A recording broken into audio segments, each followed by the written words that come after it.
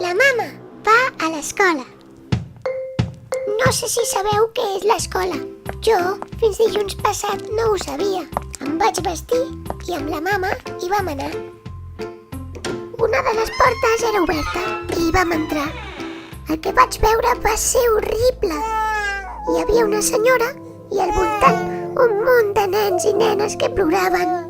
Els seus pares se n'havien anat, desapareguts, volatilitzats. No, de cap manera, jo aquí no em quedo, vaig pensar. Per evitar que la mama s'escapés, se'm van acudir unes quantes idees.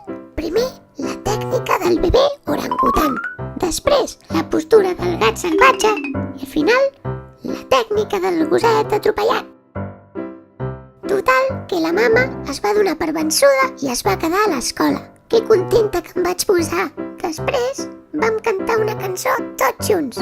Sols un gat, vine a veure, sols un gat, vine a veure aquest infern.